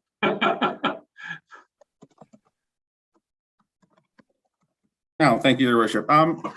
Just want to clarify. So Mr. Pro's done a fantastic job, I think, of deferring what we can.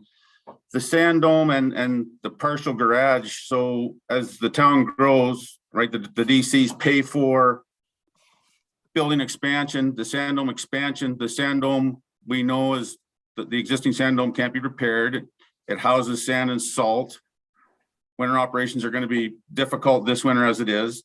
Is Councillor Patterson asking us to maybe take away part of the expansion that we need for our vehicles, which would then cause us to have to build an additional building in the future? Or do we want a smaller sand dome? So what Dan Pro has done is gone through and determined what we need to expand the Public Works Department along with the sand dome in a combined project, which personally thought was a great idea to try to start cutting that, right? Because it is a DC project. If you cut the price of the entire project by $250,000, the reduction to taxes is $25,000. So it may end up costing us much more in the long run. Just some clarification on that. Okay, so let me jump in first then. As I read this, Mike and Dan, it's $2,700,000 or $2,070,000 coming from ECs. Is that correct, guys? Correct. Okay, so it's $230,000 coming from taxation, which would be this year, 22. Okay, just to be clarified. Okay, Mr. CAO, go ahead. Thank you, Worship. And my understanding of it is if we're responsible for 10%, so let's say it's, as you said, it's $2,070,000, and our 10% of that would really be 270,000, well, 200,000 and some change. If we reduce the project by 10%, that would only lower our obligation by about $20,000. Yeah. So the issue is that our 10% is not reduced that much by taking 250,000 off the total cost. We still have to pay 10% of the total cost. Okay. All right. Any questions? Mr. Patterson or Mr. McKechnie, anything further? I'll withdraw the motion. Mr. Patterson's withdrawing the motion. Okay. Just wanted to flex to see where we are. But, No, it's listen, we're not council, not really making any progress today, but it's not a criticism. It's just, it's tough to do this. I almost think we need another meeting, but I'm not sure I want another meeting. well, it's getting long in the day for sure, but I think we're in a good groove. We're at least getting some things done, and I think that's very helpful. So, I mean, I appreciate everybody's getting tired. It's been 6 hours of this already. Deputy Mayor Burton. Yes, so I can move on to another issue then. Councillor Patterson just removed this. So I have a question. I have a question of our treasurer before I want to put forth this motion. The $5 million that we approved for our small halls, that is in this budget? Yes. Through your worship to Deputy Mayor, yes, it is. So what the motion that I would put forward is that, because there's no way we're going to fix all halls in 1 year. So I would suggest we reduce that budget to 2.5 million for 2022 and 2.5 million for 2023, and split it into 2 years instead of having it dumped into 1 year, because there's no way we're going to split it. There's no way we're going to fix all 5 or 6 halls in 1 year. If I may, your worship. Go. Through your worship to Deputy Mayor Burton, we can split it, but again, we're in the same situation as the Sand Dome. None of that money is being funded from taxation. We're funding it. We're funding it from the reserve, and we're funding it from a loan. So So it's not affecting taxation? No. Until we take out that actual loan. Say that again. It is not affecting the taxation. It is not affecting the taxation. Then I will not. Then I withdraw any motion that I was thinking of. All right. So on that topic, though, I do want to clarify that we continue to contribute. Is it $175,000, or is it, how much is it that we contribute to the reserve? 250,000 per year. 250. Sorry. 175 was the number from the library. 250 was the number for. Okay. So if I may, so we have $5 million attributed to the reserve already, plus the money that was already in the reserve. Is that correct? No, we don't have $5 million in the reserve. We do not. Kelly. Through your worship to Deputy Mayor Burton, at the end of 2022, if we consistently put the 250 in, we will have 1.7 million in the reserve. So, okay, but this 5 million that we approved would come from development funds, correct? No. No, I believe it's from an actual loan. We would be borrowing against our debt, creating a debenture. Okay, but it's not part of the taxation. Okay. No, Okay. the way it I is withdraw- I currently withdraw budgeted. any- Okay, all right. I'm glad we had that talk anyway. Anybody else with any recommendations, subtractions, additions, amendments, questions? I did see somebody's card earlier. Who was that? Was that Mr. Broderick? He's joining us again. Anybody else? Okay. Mr. Lamers, go ahead. Mr. Lamers. Yeah, Dan Perot for his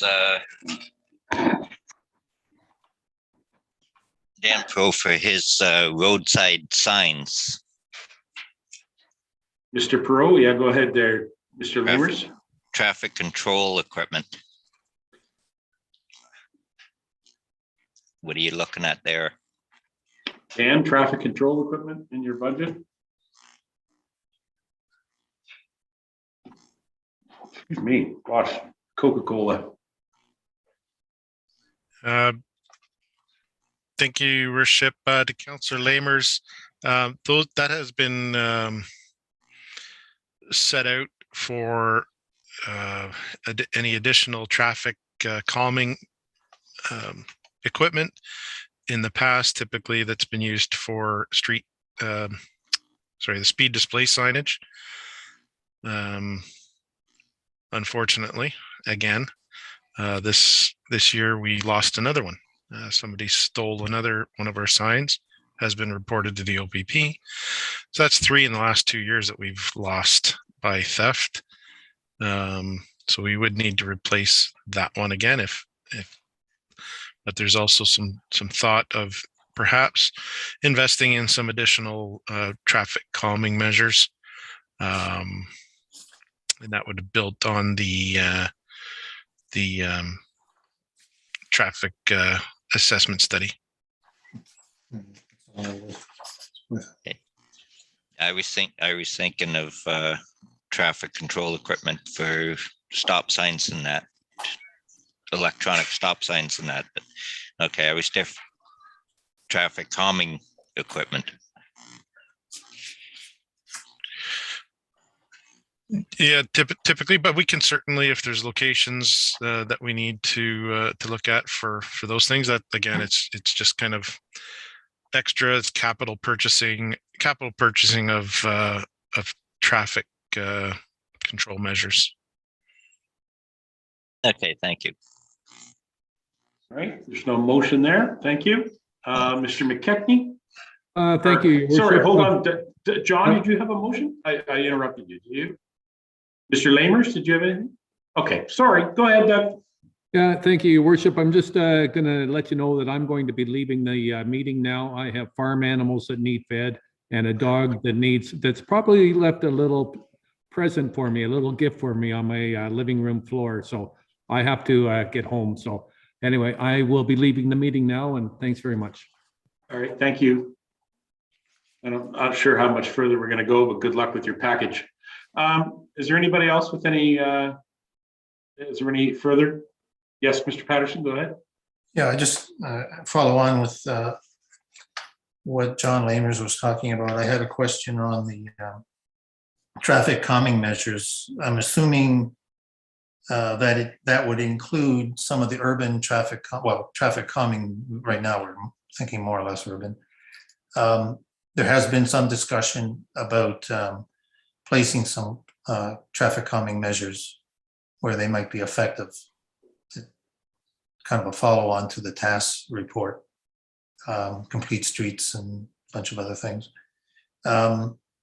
Is that category of spending to do things like speed platforms or bollards where it might mark a hazard area, or painting other than sidelines and center lines? general traffic calming. Mr. No. Perot? No parking signs for angle parking, et cetera, et cetera. Thank you, Your Worship, to Councillor Patterson. Yeah, I think at this point we have a pretty good stock and supply of the speed display signs. That's typically what council's put that money for in the past. So if there are other projects that we need to have traffic calming, I guess, implemented, capital purchasing. So certainly can look at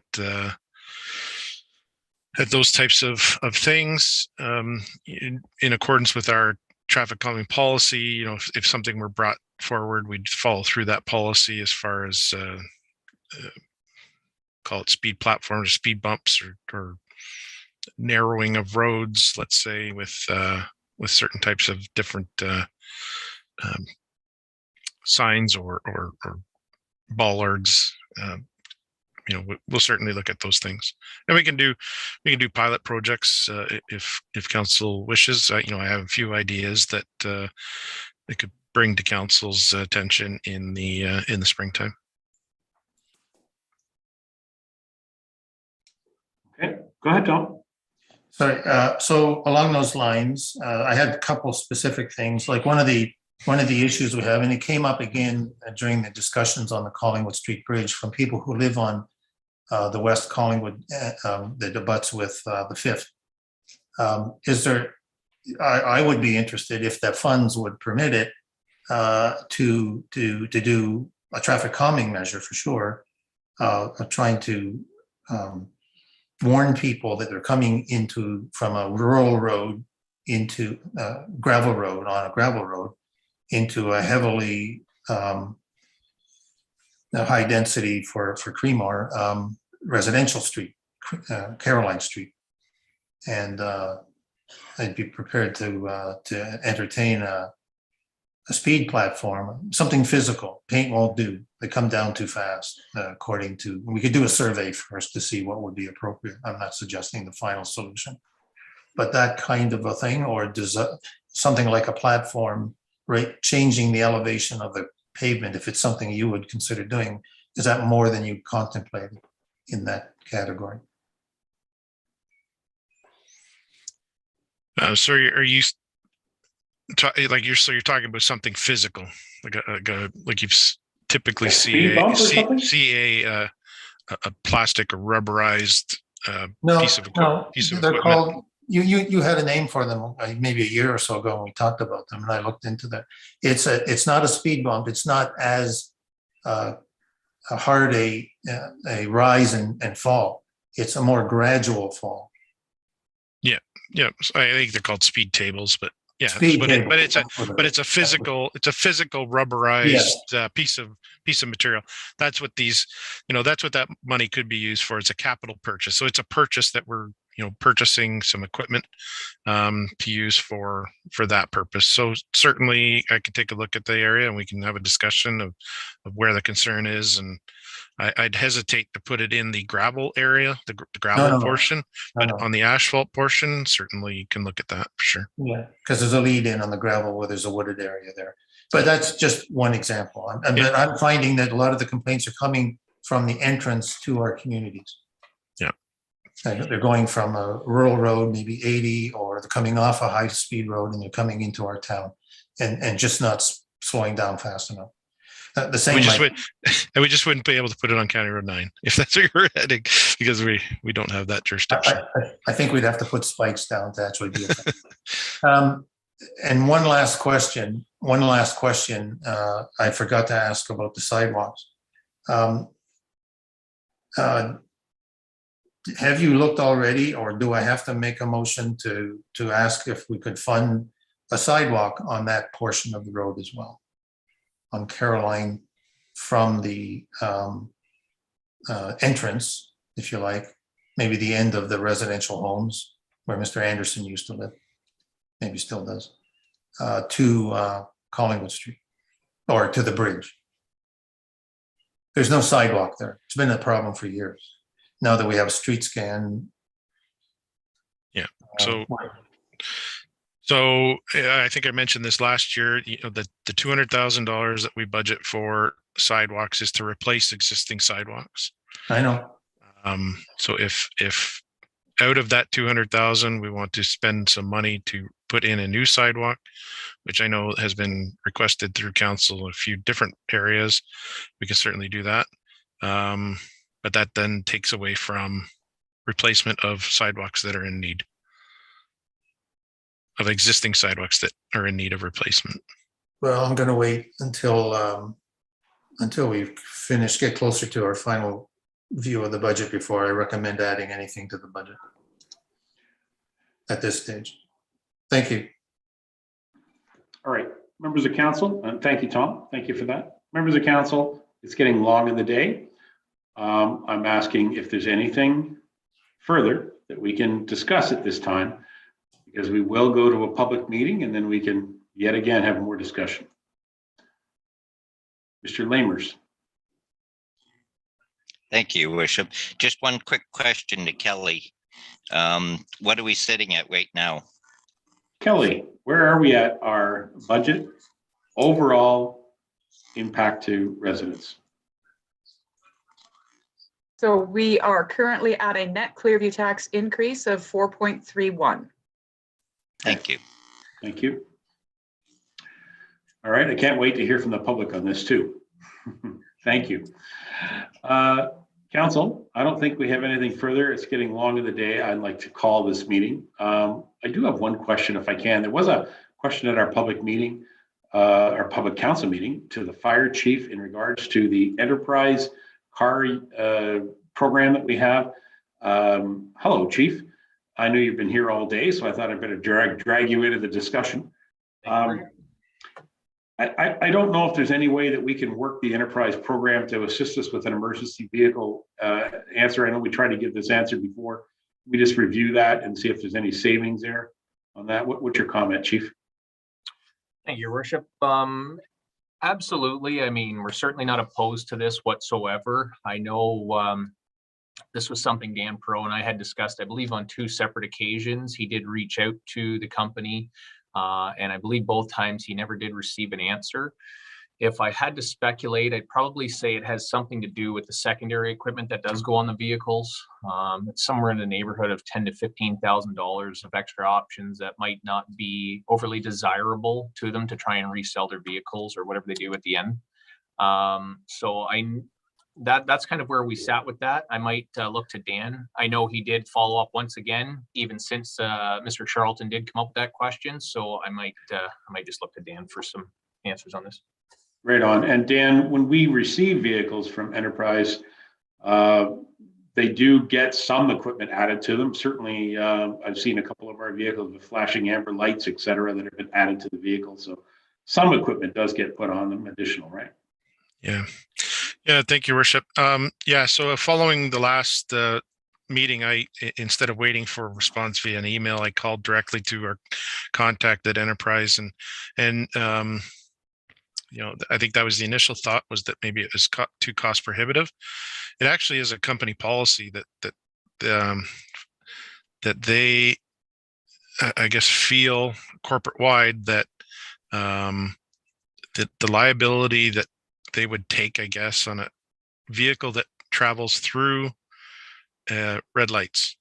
It all has to do with the emergency portion of it traveling through a red light. Even though they are permitted to with their equipment that they have on them, they have it's corporate wide, and it's in Canada. So I'd have to get the right terminology, but in Canada the insurance can't, for a leased vehicle, can't underwrite that, I guess, as far as the liability that comes along with the nature of what they do. So they are pushing. There is some thought that maybe this will change at some point because of the growth and the legs that leased vehicles are getting in this industry. So that's the latest that I received from them. Again, they're working on it. It may not be for this year, but there's still there is possibility in the future that does come along. So yeah, for sure. Okay, just to clarify this then.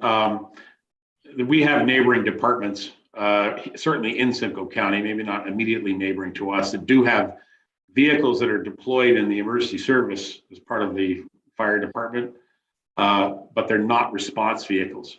So let's just say that these might be service vehicles or might be vehicles that are used by a fire prevention / education vehicles. So they're not response vehicles. So they're not deckled out and loaded up with red lights, etc.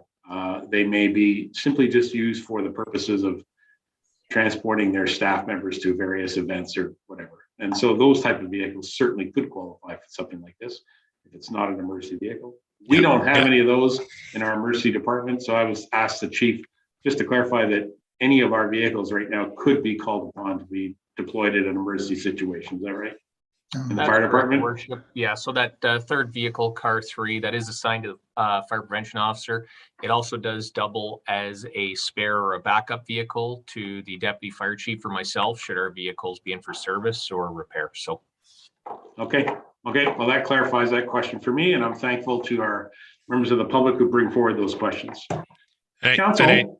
To your worship, sorry, just to finish it off, I even went as far as saying if we got a red vehicle, red truck, a pickup truck with red on it, painted red instead of blue, and maybe a few other things, could we put in the emergency response things that would need to be there? And they said no. Once it's on there, they will have, definitely know about it. So. Well, here's the thing, right? I mean, we lease these vehicles and they're used for the purposes that we prescribe, but we also have to, appeal to the contract that we have with the organization that still is their vehicle. So we're literally borrowing their vehicle to use it for our purposes. So that's good. We're saving money doing it though. So thank you, Dan, for bringing that forward several budgets ago. Thank you, Chief, for listening to my ask. Members of council, I don't think we have anything further. We do have other opportunities. We have opportunity to talk to the public, and I look forward to that with great anticipation of hearing some great comments from the public. Council, at this time, I'm going to go to motion number 5, or item number 5 on our agenda. Recommendation be it resolved that bylaw 21-116, being a bylaw to confirm the proceedings of the November 29, 2021 council meeting, be presented over a first, second, and third time finally passed on this 29th day of November 2021. Again, it's a workshop meeting, council workshop meeting. Mover and seconder on the floor, please. Mr. Broderick, Mr. Deputy Mayor. Any questions? Okay, I'll call the motion. All those in favor on the confirmatory bylaw carries. Motion to adjourn is recommendation be it resolved that the council meeting be adjourned. It is now 6:10 p.m. and I'll call for a mover and seconder. Ms. Deneen, Mr. Lamers. Any questions? I'll call the motion. All those in favor? That also carries. Thank you very much for your patience. Thank you to all of our staff for their contributions. And I particularly like to thank Kelly McDonald and her staff who have been working very hard on this